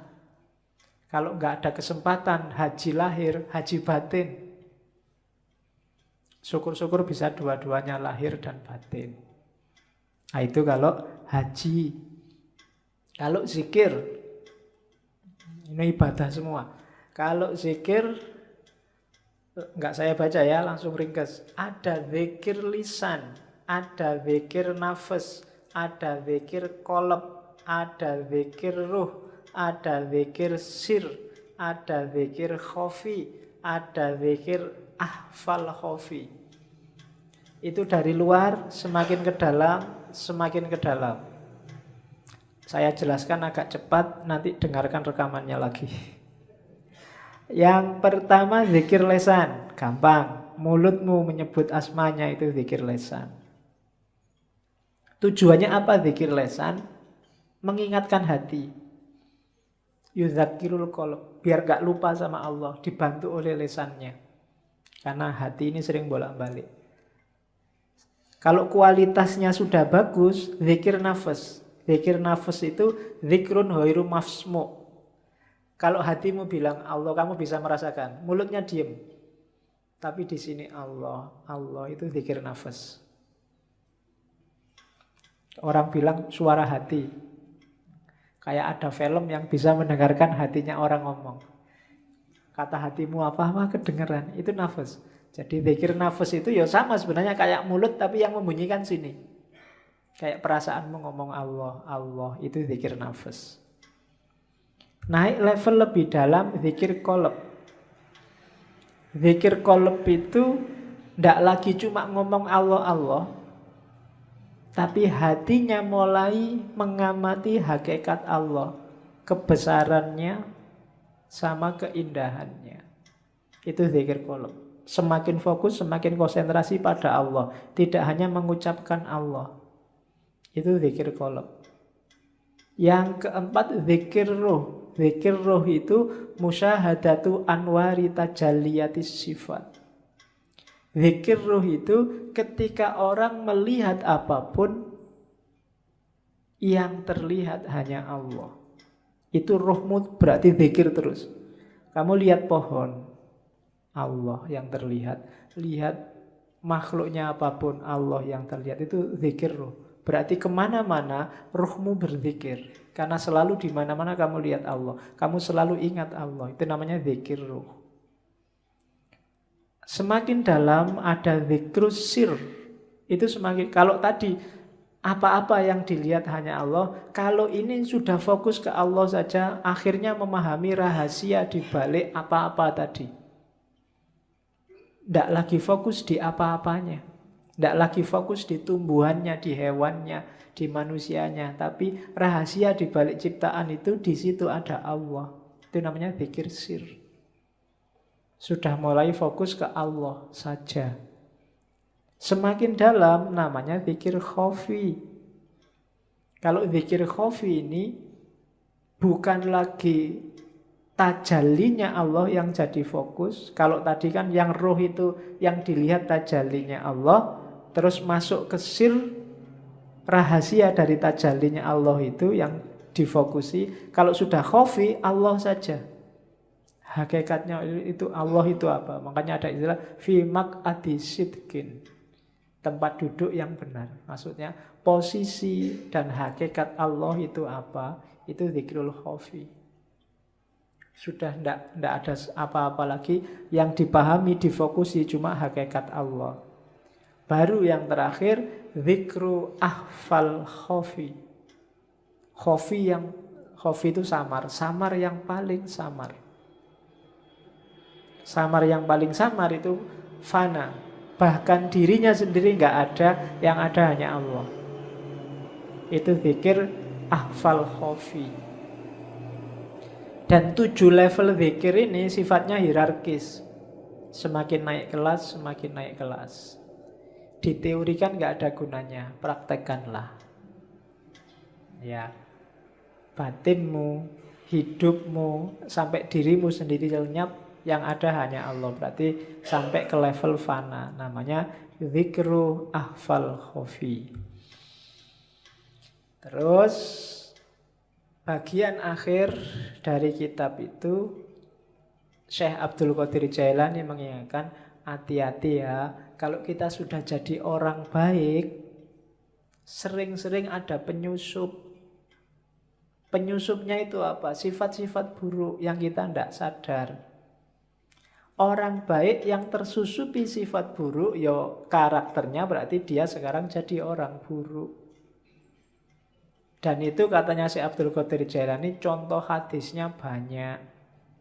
Misalnya, marah itu merusak keimanan sebagaimana cuka merusak madu. Al-ghadabu yufsidul iman kama yufsidul khallu pada madu. Jadi hati-hati ya orang beriman, ojo nesunan, ojo ngamuan. Kalau kamu ngamuan, imanmu rusak. Jangan beragama dengan marah. Marahmu itu merusak imanmu sebagaimana cuka merusak madu. Ini hadis populer sebenarnya. Cuma kita jarang merenung, jarang tafakur. Jangan-jangan kita golongan orang beragama yang ngamuan. Begitu kamu ngamuan, ya berarti imanmu rusak. Kayak madu yang dirusak oleh cuka. Ada lagi contohnya. Al-hasadu yakulul hasanat kama takulun narol khatobah. Ini hafalan zaman sanawiyah dulu. Hasad itu membakar kebaikan sebagaimana api membakar kayu. Hasad itu senang lihat orang lain sumpek dan sumpek lihat orang lain senang. Itu namanya hasad. Kalau kamu hasad, kebaikanmu habis terbakar. Ada lagi, ghibah. Ini yang mungkin kamu jarang dengar ya. Al-ghibatu asyaddu minas zina. Ghibah itu ngomong orang lain, menggunjing yang tiap hari kita lakukan lewat Facebook, WA. Itu asyaddu minas zina. Lebih buruk daripada zina. Dahsyat ya. Tapi jangan dibalik ya. Daripada kita ghibah, zina aja lah. Iya, mikirmu mesti gitu.